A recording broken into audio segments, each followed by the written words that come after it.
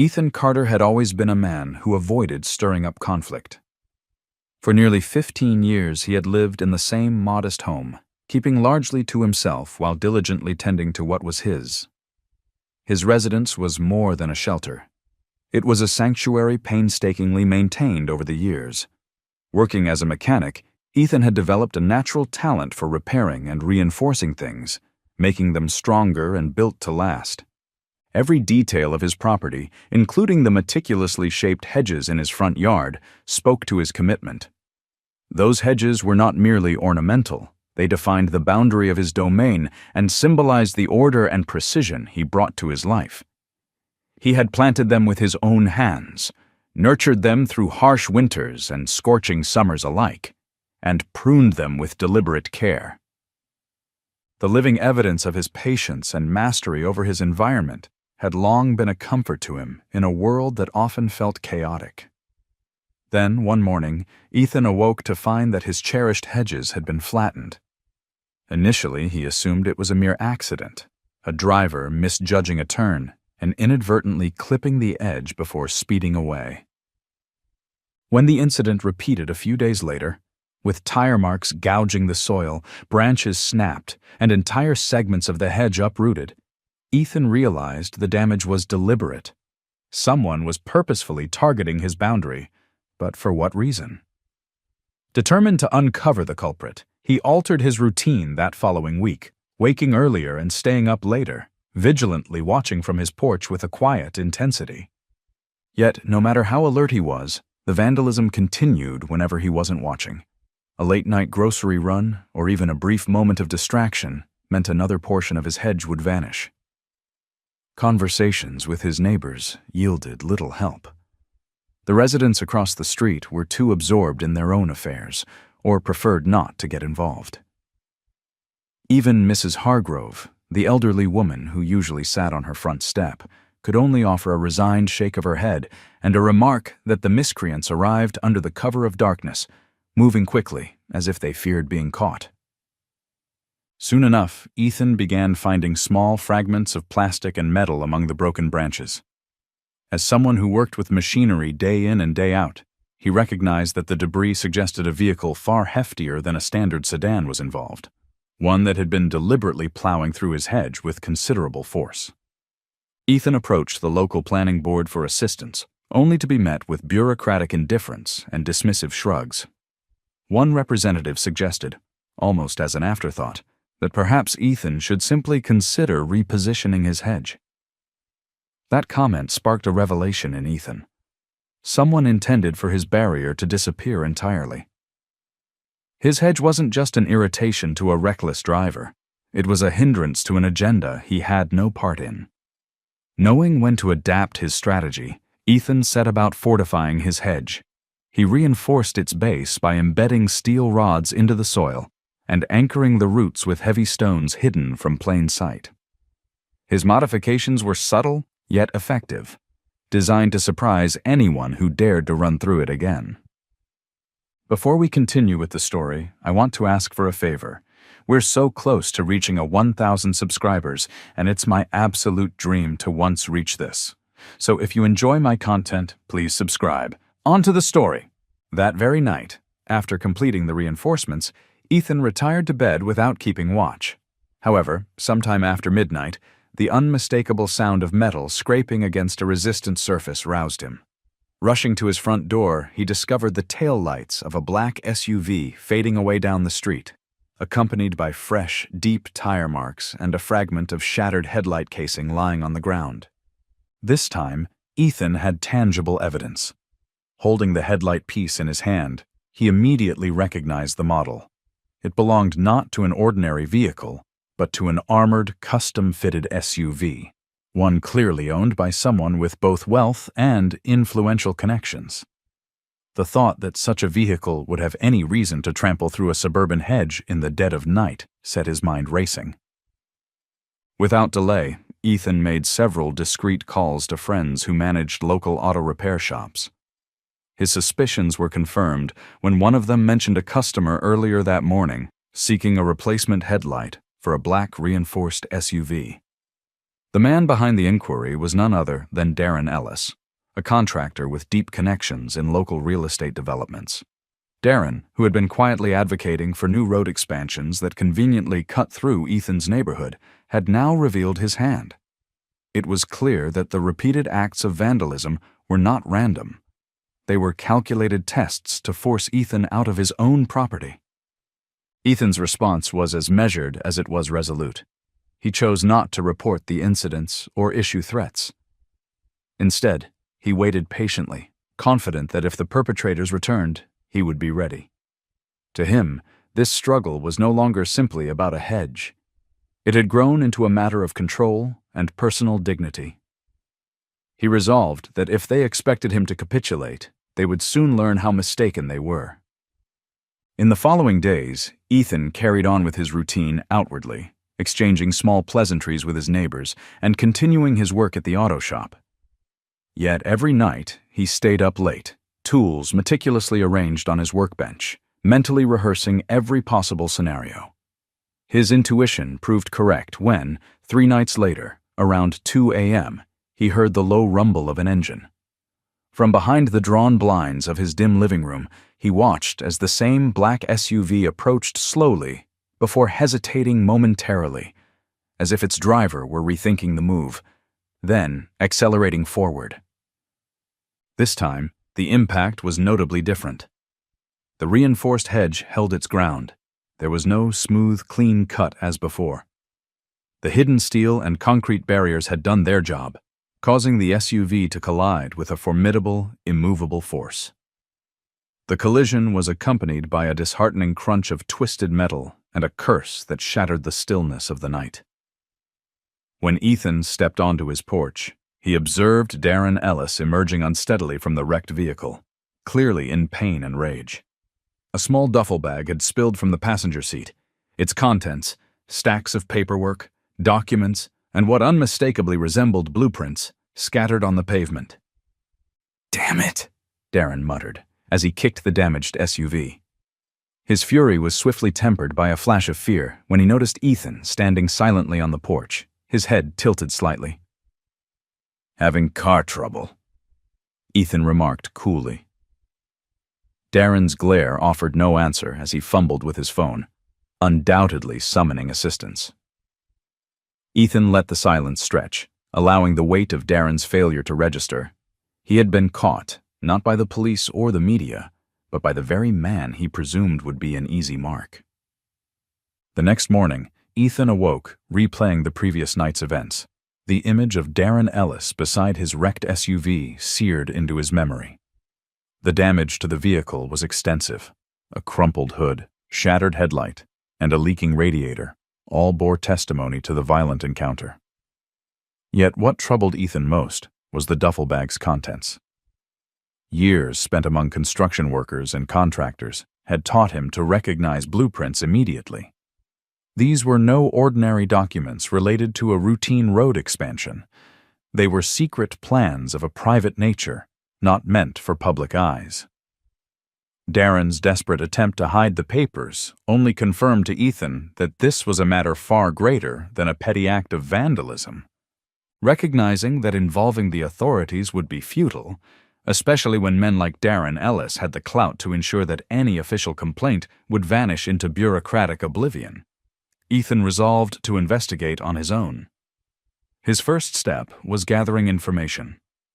That afternoon, he made several inconspicuous phone calls to old contacts in the construction and land development sectors. Posing as a concerned citizen, he learned that rumors of a clandestine real estate deal had been circulating for some time. A major development project that had not yet been publicly announced. The only source of reliable details came from those closely connected with the contractors involved, and repeatedly one name surfaced: Ellis Properties, Darren Ellis's firm. Ethan slowly came to the realization that if Darren was aggressively pushing for this secret development, his property was viewed as an obstacle, likely the last remaining privately owned lot blocking a grand scheme. This explained the intimidation tactics. Initially, they had attempted to harass him into abandoning his land, and when that did not work, They escalated to actively damaging his property. Now, having inflicted physical costs upon them, Ethan allowed himself a bitter chuckle, confident that Darren was far from pleased with the turn of events. Late that afternoon, Ethan decided to take a drive to follow up on a detail he had noticed the previous night. Darren's immediate, furtive phone check after the collision. It was clear he had been texting someone, an indication that Darren was not acting on his own but was reporting to a higher authority. With that thought in mind, Ethan headed to a commercial district where Ellis Properties maintained a modest brick office building with tinted windows and a plainly displayed logo. Parking a few blocks away, he waited in his truck until he saw what remained of Darren's SUV parked in the lot behind the building. Not alone, either. A sleek black luxury sedan was parked nearby. Out of the sedan stepped a sharply dressed man in his mid-40s, his confident gait and guarded demeanor marking him as someone used to wielding authority without question. Though Ethan did not approach closely, the scene confirmed that Darren Ellis was not the mastermind, but rather a subordinate answering to someone larger. This individual did not merely desire Ethan's hedge to be removed, they wanted his entire property. A mixture of frustration and dangerous curiosity gripped Ethan. For the next few tense days, he maintained a low profile, wary of attracting attention while awaiting the next move from his unseen adversaries. Then, on a crisp Tuesday morning, an official-looking letter arrived in his mailbox bearing the return address of Ellis Properties. Ethan tore it open and read its contents, a buyout offer that was startlingly generous, far exceeding the actual market value of his property. Yet the tone was icy and laden with legal jargon, leaving no doubt that it was not a friendly invitation, but an ultimatum demanding his immediate departure. Setting the letter aside, Ethan felt his jaw tighten in resolve. The game was no longer one of polite negotiations. Later that evening, as he worked on an old carburetor in his garage, deliberate footsteps echoed outside, measured and purposeful, not the casual tread of a passer-by. Ethan dimmed the light and crept toward the garage door, his heart pounding. Moments later, a heavy thud struck the side of his house, then another closer to the front door. The intruder's actions were clearly premeditated. Gripping a crowbar, a relic of past experiences, Ethan edged toward the door until he cautiously cracked it open. In the darkness, he found a brick left on his porch with a handwritten note wrapped around it. The note bore only 6 terse words. "You should take the money, Carter." The message was unmistakable. They were issuing a final warning, asserting control. Clenching the note in his fist, Ethan stepped back inside, his determination solidifying. If they believed he would be intimidated, they were gravely mistaken. That night, with his front door securely locked and his senses heightened, Ethan sat at his kitchen table with a beer in hand, mulling over the gravity of the situation. He was well aware that the repeated destruction of his hedge had been only the beginning, the buyout letter merely a precursor to further intimidation. It was clear that his property, and by extension his independence, was the next target. The following morning, rather than overtly announcing his defenses, he discreetly reinforced his home. He replaced the screws in his doors with longer ones, bolstered the door frames, and recalibrated his outdoor motion sensors for greater sensitivity. A quick inspection of his garage revealed that although his tools were undisturbed, something felt amiss, as if the very air around him had shifted. His suspicions were confirmed when he discovered that the fuel line on his truck had been expertly slit, a precise cut that might have gone unnoticed until it was too late. The attack was not simply a financial maneuver, it was an assertion of power, a demonstration that his adversaries could reach into his life whenever they pleased. Having learned from years spent around men who employed ruthless tactics, Ethan knew that an impulsive, emotional response would only play into their hands. Instead, he resolved to draw them out and force them into making a mistake, all the while avoiding a direct emotional reaction that might jeopardize his position. Late that night, as he sat in his darkened living room, he watched the street intently. Shortly after midnight, a sleek black sedan pulled up a few houses down. The suited man inside stepped out with measured steps, clearly on a mission. Ethan allowed him to approach his porch, and after counting silently to 5, he opened the door. The visitor was tall, mid-40s, impeccably groomed with a sharp, cold gaze. With a courteous but unmistakable air of authority, the man greeted him. "Mr. Carter." Ethan replied coolly, "I don't believe we've met." The stranger chuckled softly and commented as he glanced around the interior of the house. "You're making this unnecessarily complicated. We extended you a very fair offer, yet you haven't responded." Ethan produced the crumpled note he had found and said, "Your message was received loud and clear." The man's smile widened ever so slightly. "That wasn't from me," he said evenly. Ethan raised an eyebrow. "Then why are you here? Is this just a friendly visit?" The man's tone shifted as he stated, "Consider this your final opportunity to accept the deal before matters become unpleasant." Ethan's eyes narrowed. "You mean before you damage my property further?" The stranger's expression faltered for a moment, a subtle crack in his otherwise steely demeanor, before he recovered his composure. "No one desires chaos, Mr. Carter," he said. "But if you persist, you leave us no alternative." Without flinching, Ethan responded, "If you or anyone associated with you dares set foot on my property again, I won't be contacting lawyers or calling the police. I'll be prepared to take matters into my own hands." The suited man regarded him silently for a long moment, then sighed as he turned toward his waiting sedan. "I'm afraid that's too bad," he remarked, "but you were warned." As the sedan pulled away, Ethan examined the business card the man had left behind. There was no name, only a phone number. Over the next 2 days, an oppressive quiet settled over the neighborhood, an ominous sign that his adversaries were preparing their next move. On the 3rd day, Ethan discovered a grim message. A dead stray dog lay near his mailbox, its neck cruelly broken without any sign of struggle. A clear message intended to unsettle him. With a clenched fist, he buried the animal in his backyard, feeling the tension surge within him. That night, he turned off his porch light and lay in wait.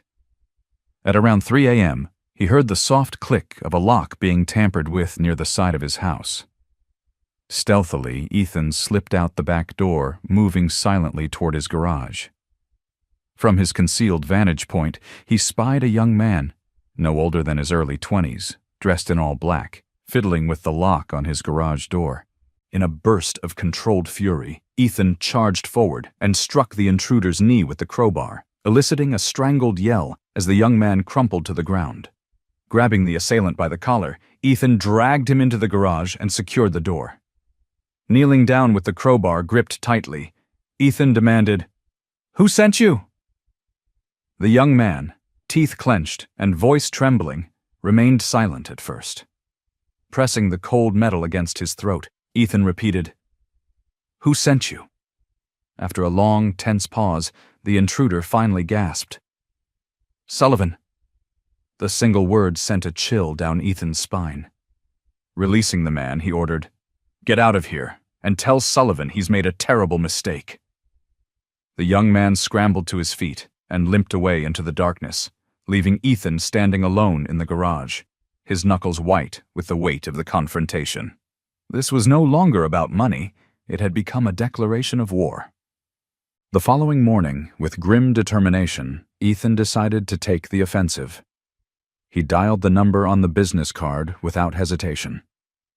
After a couple of rings, a calm voice answered, not Sullivan's, but that of the suited man from the previous night. "Mr. Carter," the voice said smoothly, "I was hoping you would call." Ethan replied evenly, "We need to meet in person. Same location as before, around noon." Without another word, he hung up and spent the next few hours preparing himself mentally and physically. He was not going into this blind. He knew that men like these would try to bully him into a buyout, but he had no interest in selling his property. He wanted to see them forced to confront him. At exactly noon, Ethan drove into the parking lot behind the Ellis Properties office building.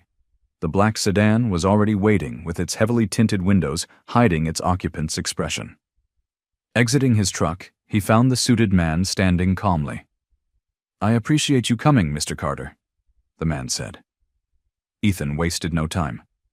"I want to speak with Mr. Ellis."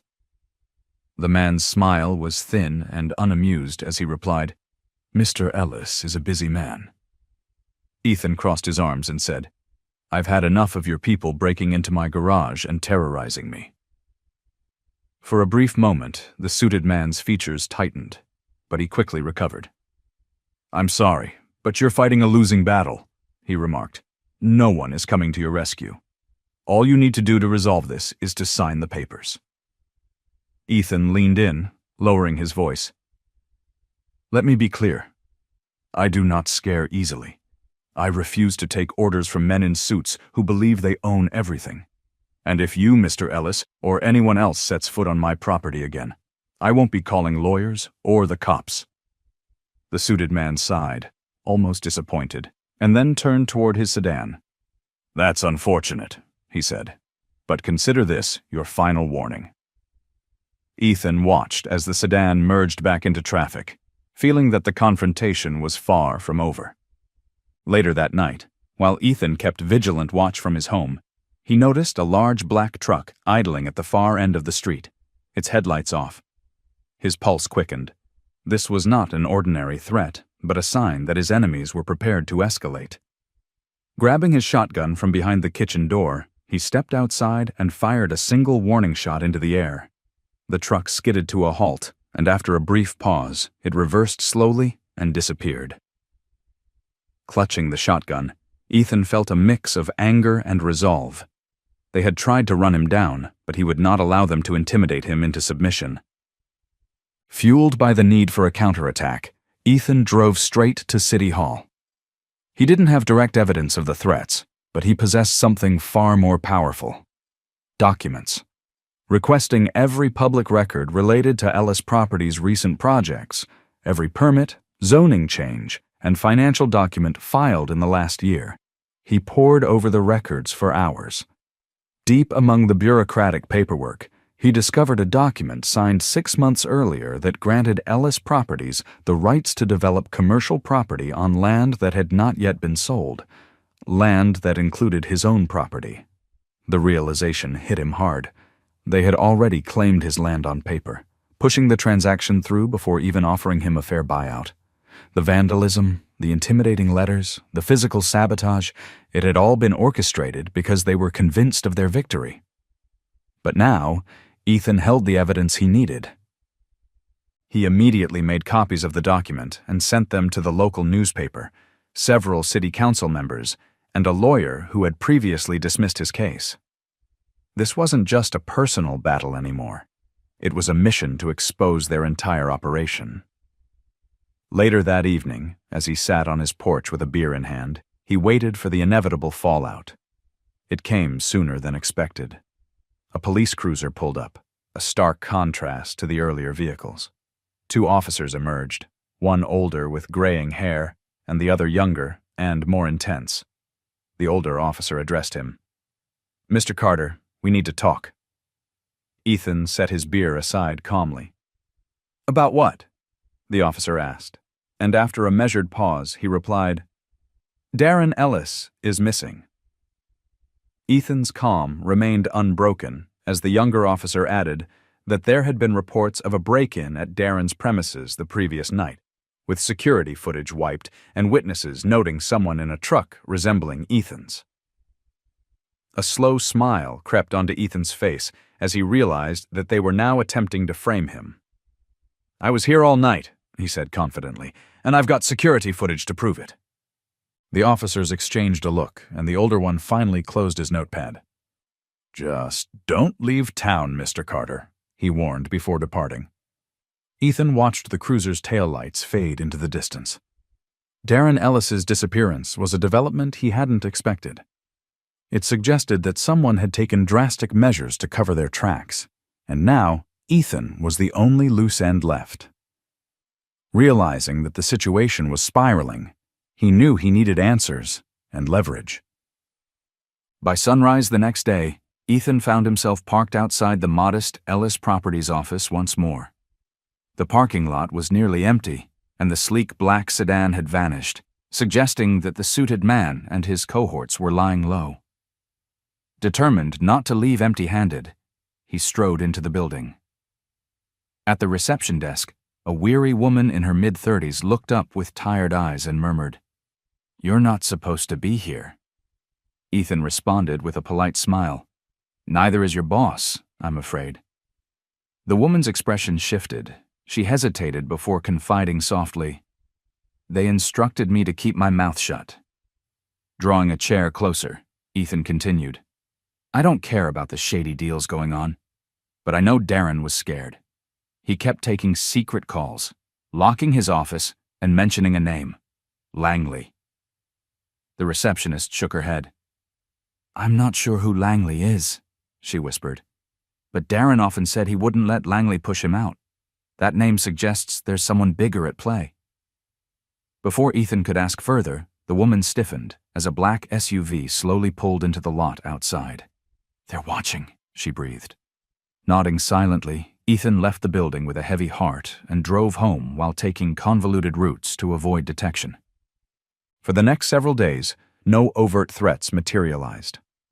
It was a deceptive calm, a lull before the coming storm. Ethan spent this time fortifying his home further, installing additional motion sensors and reinforcing every entry point. Then, on the fourth night, he detected a faint scraping sound near his garage, deliberate and unnerving. Clutching his shotgun, he crept toward the window and saw a shadowy figure near his truck, presumably attempting to tamper with the fuel line once more. Steeling himself, he flung open the garage door and shouted, "Make one move, and I'll put you down."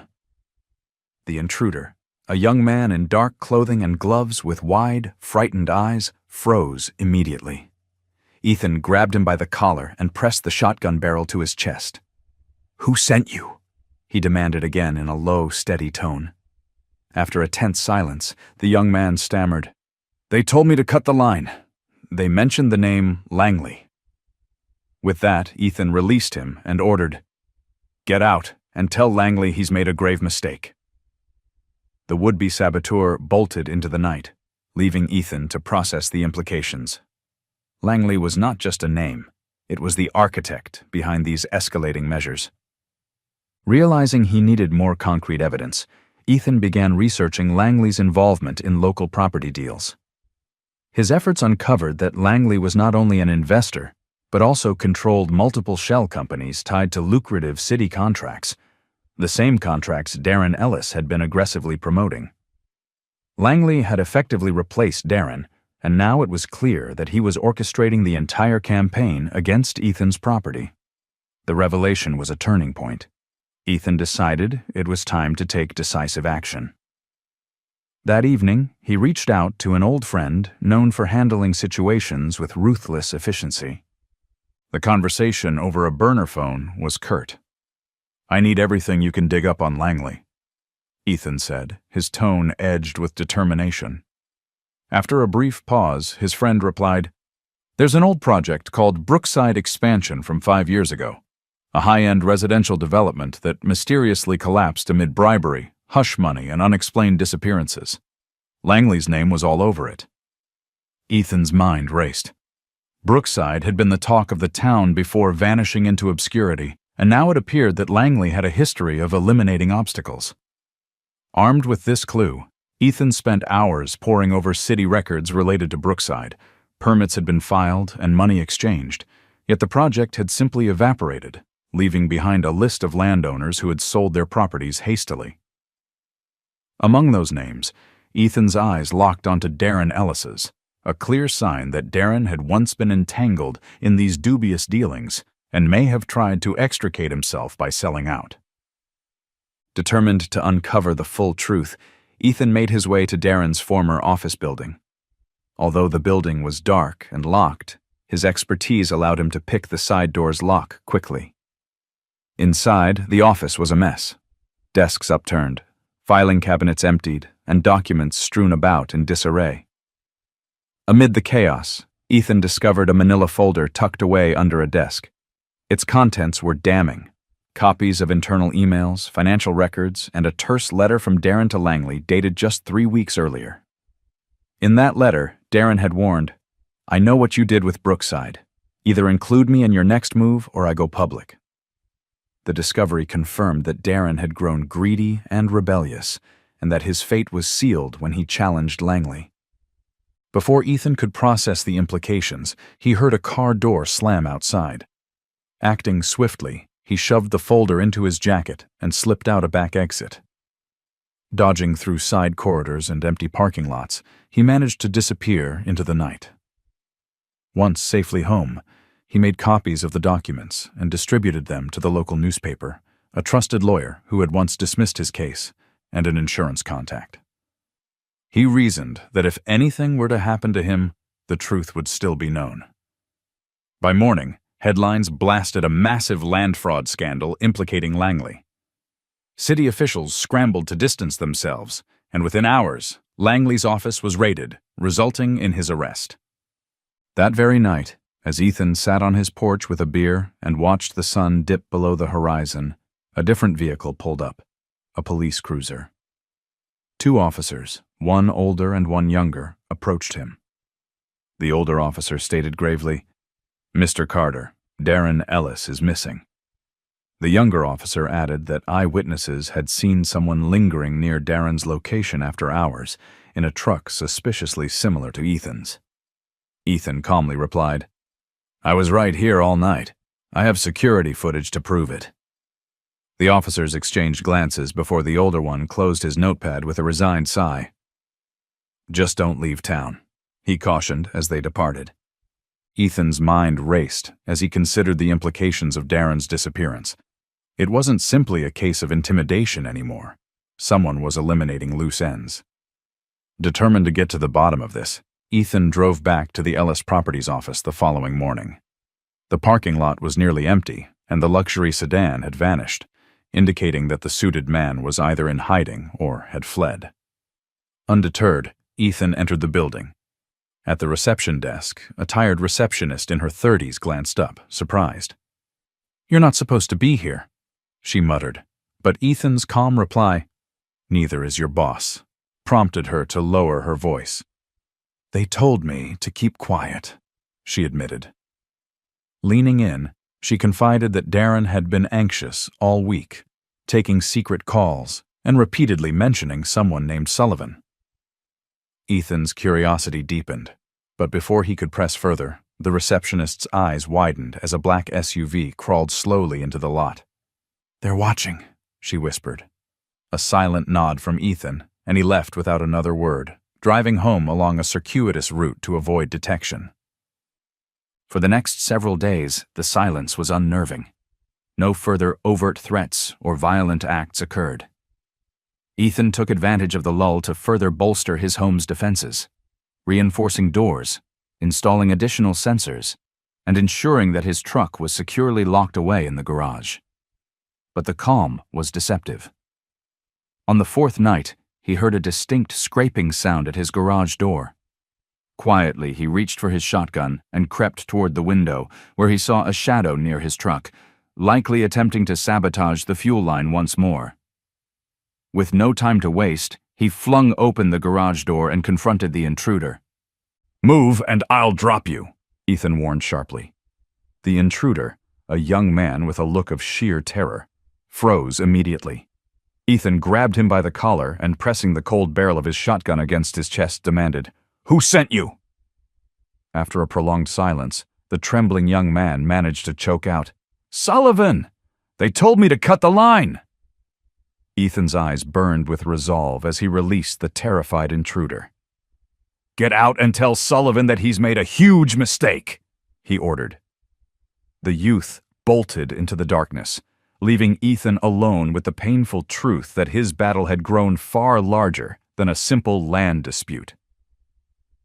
Realizing that he needed to turn the tables, Ethan began an exhaustive investigation into Sullivan's network.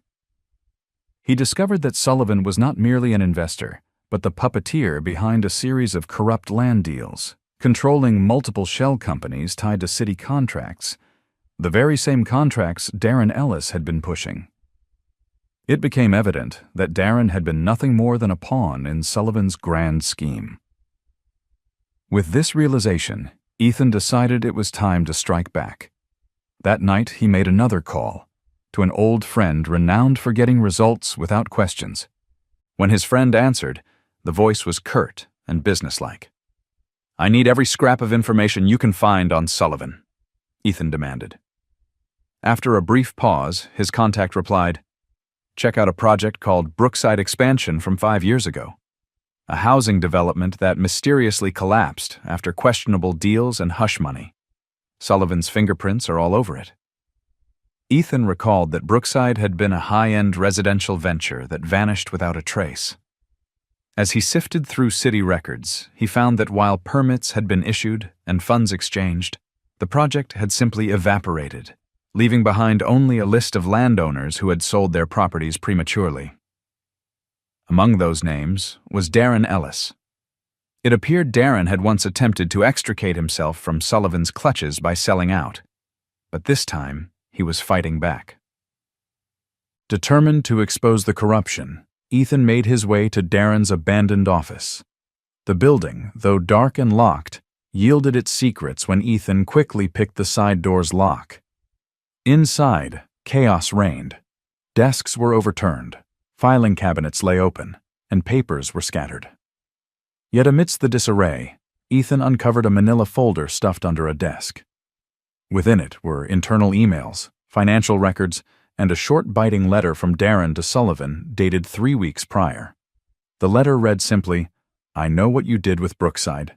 Either include me in your next move, or I go public." This was the turning point.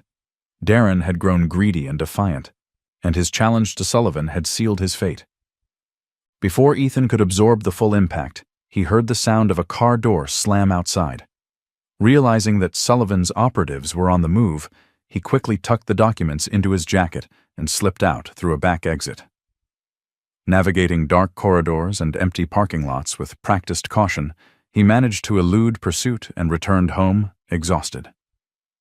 Once safely inside, he scanned and copied the incriminating documents, then sent them simultaneously to the local news, his once dismissive lawyer, and a trusted insurance contact.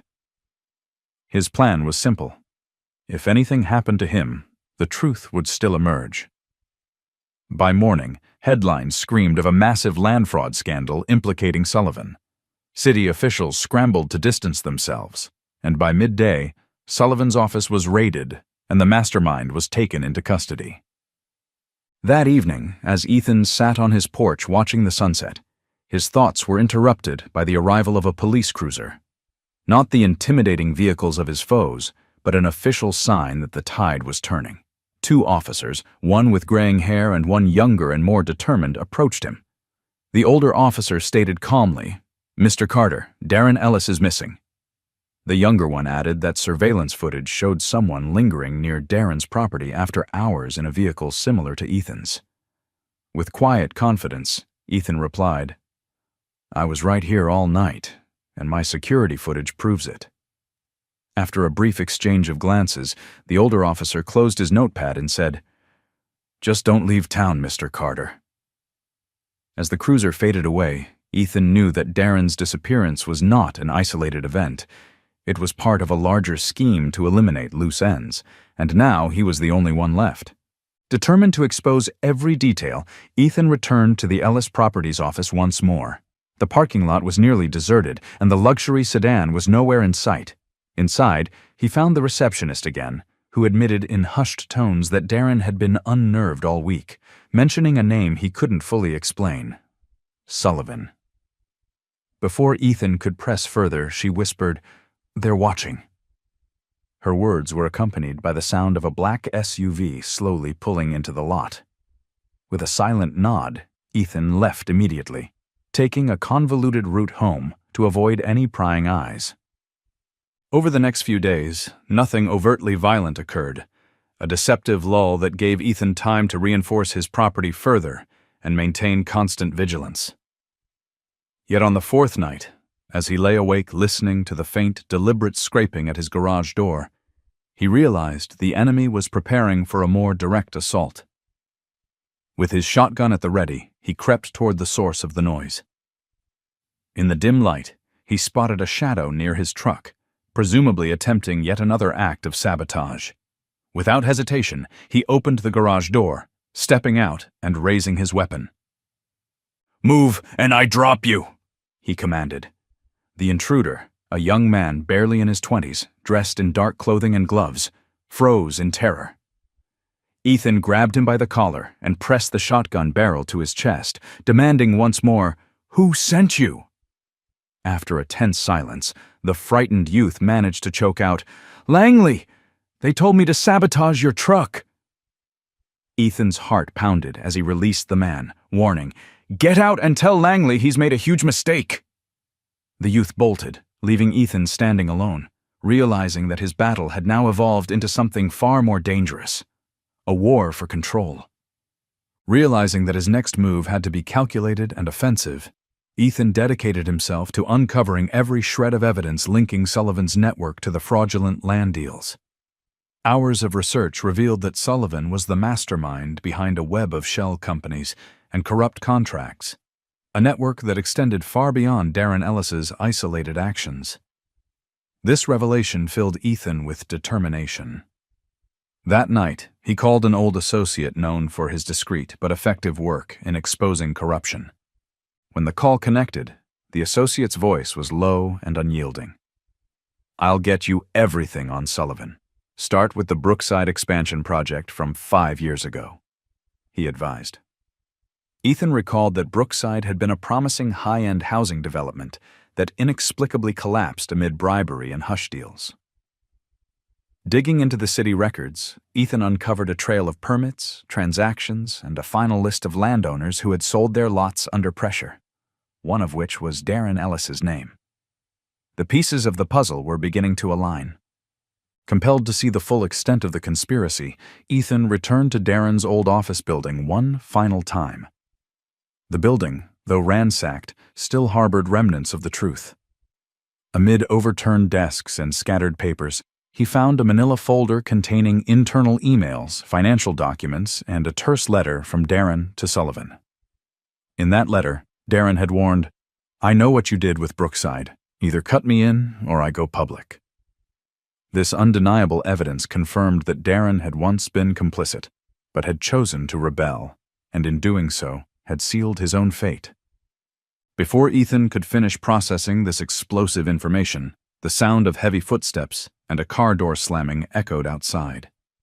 Sensing that professional operatives were closing in, he hastily tucked the documents into his jacket and slipped out a back exit. Dodging through dim hallways and deserted parking areas, he managed to evade detection and return home safely.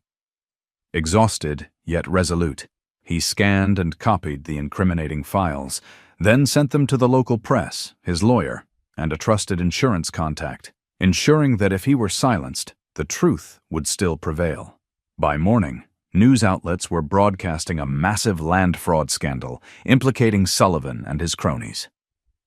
In a dramatic turn of events, city officials distanced themselves, and within hours, Sullivan was arrested following a raid on his office.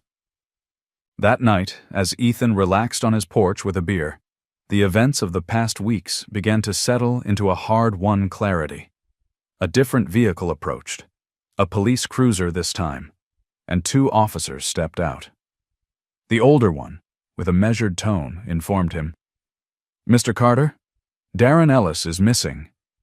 The younger officer, eyes narrowed, mentioned that security cameras had captured suspicious activity near Darren's property, and that witnesses had seen someone in a truck reminiscent of Ethan's. Ethan calmly set his beer down and replied, "I was here all night. My security footage can confirm that." The officers exchanged glances, and after a moment, the older officer closed his notepad. "Just stay in town, Mr. Carter," he advised before departing. Ethan realized that Darren's disappearance was not an isolated incident. It was part of a larger purge designed to eliminate anyone who could expose the corruption. With his property now marked as a battleground, Ethan resolved that he would no longer be a passive victim. At dawn, he parked outside the nearly empty Ellis Properties lot once more. The absence of the black sedan confirmed that the suited man was no longer in the area. Undeterred, Ethan marched into the building and approached the reception desk. The receptionist, looking even more wary than before, muttered, "You shouldn't be here." Ethan replied quietly, "Neither should your boss." The woman hesitated, then said, "They warned me to keep my mouth shut." Leaning in, she added, "Darren was terrified last week.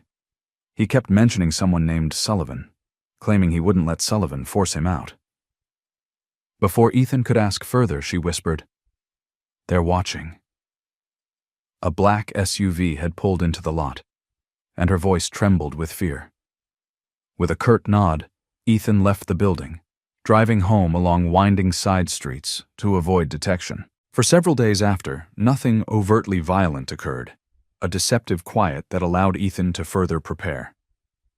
He reinforced every door, installed extra sensors, and ensured that his truck remained hidden in the garage. Yet on the fourth night, a deliberate scraping sound at his garage door shattered the calm. Ethan, armed with his shotgun, crept toward the noise. In the dim light, he saw a shadow near his truck, likely attempting to sabotage the fuel line once more. Without delay, he opened the garage door and confronted the intruder. "Move and I'll drop you," he warned. The young man, clad in dark attire and gloves with wide, fearful eyes, froze immediately. Gripping him by the collar and pressing the shotgun barrel against his chest, Ethan demanded, "Who sent you?"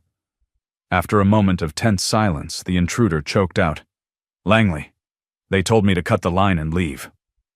Ethan's resolve hardened as he released the trembling youth, instructing him, "Get out and tell Langley he's made a huge mistake." The intruder bolted into the darkness, and Ethan was left alone, realizing that his battle had escalated into full-blown warfare. Determined to turn the tables, Ethan spent the next several hours gathering every scrap of evidence linking Sullivan's network to fraudulent land deals. His research confirmed that Sullivan was the mastermind, pulling strings behind multiple shell companies and corrupt contracts, an intricate web designed to force property owners like him out. With irrefutable evidence in hand, Ethan arranged a meeting with an old ally known for his ability to uncover dirt on men like Sullivan without asking questions. At exactly noon the following day, Ethan arrived in the parking lot behind the modest Ellis Properties building. The black sedan was absent, and the suited man was nowhere in sight. The quiet was palpable as Ethan walked into the building one final time. A terse conversation with the receptionist confirmed that Darren had been in trouble, mentioning once again the ominous name Sullivan. Before leaving, she warned, "They're watching." Ethan nodded, silently vowing that he would no longer be intimidated. That night, as Ethan sat in his dark living room, his thoughts churned with plans for retaliation. Suddenly, he heard the distant rumble of a large truck approaching. This was not an ordinary vehicle, but a menacing sign that his adversaries were ready to escalate their efforts. Without hesitation, Ethan grabbed his shotgun and stepped outside, prepared to defend his home at all costs. The truck revved its engine, tires screeching on the asphalt as it barreled toward his house. Ethan fired a single, resounding shot into the air, a warning shot that caused the truck to skid to a halt before retreating. Clutching his weapon, Ethan felt the adrenaline surge through him. They had tried to run him down, but he was ready for the next move. Not content to merely defend his territory, Ethan drove directly to City Hall.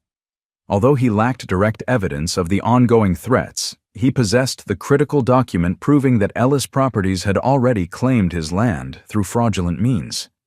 Requesting every public record related to the company's recent projects, permits, zoning changes, and financial transactions, he spent hours combing through the records. Buried deep among the files, he found the damning document. A signed agreement granting Ellis Properties rights to develop on land that included his own. The realization that his property had been legally taken from him without his consent stoked his resolve. He made multiple copies and sent them to the local newspaper, sympathetic city council members, and his lawyer, ensuring that the truth could not be suppressed. By morning, the scandal exploded in the media. Reports detailed suspicious land deals, missing funds, and a massive real estate fraud implicating Sullivan's entire operation. As city officials scrambled to distance themselves, news spread that Sullivan was under investigation and his office had been raided. Within hours, the mastermind found himself in handcuffs. That evening, while Ethan sat on his porch, sipping a beer and watching the sun set over what remained of his once pristine hedge, Darren Ellis unexpectedly appeared. Bruised and limping, Darren's survival was a testament to his resilience. "You look terrible," Ethan remarked. Darren managed a weak chuckle. "You should have seen the other guy," he replied.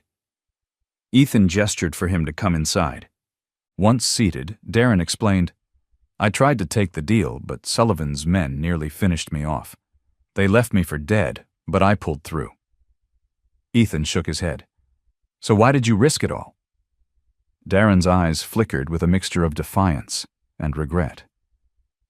"I knew you wouldn't accept their offer. I left those documents where I thought you'd find them, hoping you'd uncover the truth." Ethan's voice was even as he replied, "You used me, Darren. We're even now, but the fight isn't over." Darren leaned forward, wincing slightly. "Now? Now we finish this?" Ethan considered his next move carefully. "How on earth did you survive?"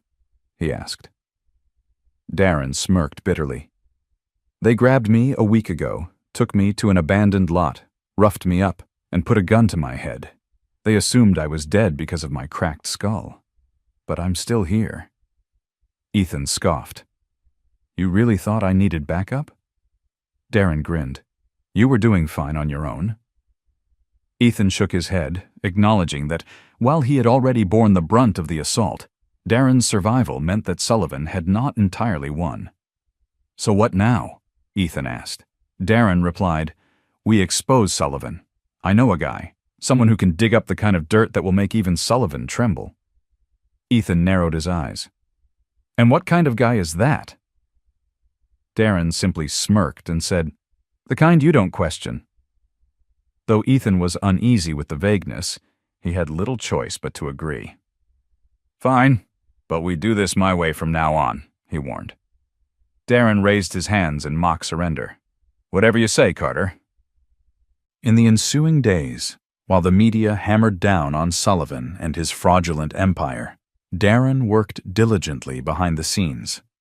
Their efforts eventually uncovered a bank account linked not directly to Sullivan, but to one of his shell companies. Millions of dollars funneled offshore through dummy corporations. This discovery was the final nail in the coffin. With the evidence in hand, the next morning the headlines blared. "Massive land fraud scandal, Sullivan under investigation." As city officials scrambled to extricate themselves from the fallout, Sullivan's office was raided, and he was swiftly taken into custody. That evening, as Ethan sat on his porch watching the last rays of sunlight dance over his battered hedge, Darren reappeared. This time not as an aggressor, but as an ally. Bruised yet determined, he greeted Ethan. "You look like hell, but you're still standing." Ethan smiled wryly. "So what now?" Darren replied, "Now I rebuild and make damn sure no one ever tries to take what's mine again." Ethan offered a smirk. "If you ever need help, don't even think about it." Darren chuckled, clinking his glass against Ethan's beer bottle before disappearing down the quiet street. Ethan watched him go, then turned back to his home, his land, and the legacy he had fought so hard to protect. It had cost him more than he ever expected, but through grit, determination, and a refusal to back down, he had reclaimed control of his property and his destiny, and that, in the end, was all that truly mattered.